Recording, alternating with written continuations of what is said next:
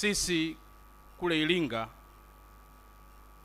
wazee wetu wamenituma nije nieleze neno la shukrani kwako.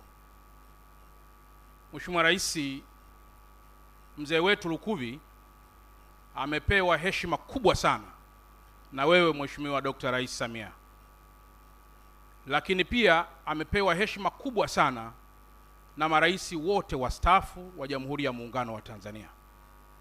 Wazee wa mkoa wa Iringa, Mheshimiwa Rais, wamenituma nilete salamu za asante sana kwa namna ulivyoweza kuyanyanyua maisha, lakini kuyatambulisha pia maisha ya kiuongozi ya ndugu yetu William Vangimembe Lukuvi.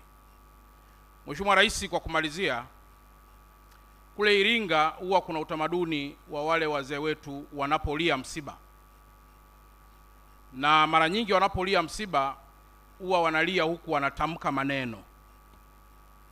Sasa huko Iringa tunafahamu, leo nilikaa kao na wenzangu viongozi majunia tunatoka Iringa, wale wazee wanapolia huwa wanatamka maneno. Kwa hiyo wanasema, Mungu, kwa nini usingechukua hawa wadogo wadogo?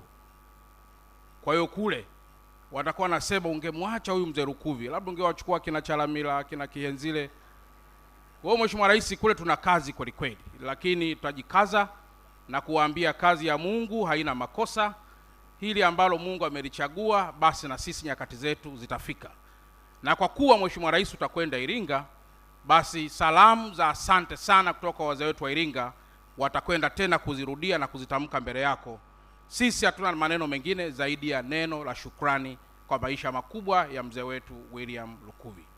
Raha ya milele umpe e Bwana. Mwanadamu, kumbuka kuwa umavumbi wewe, na mavumbini utarudi.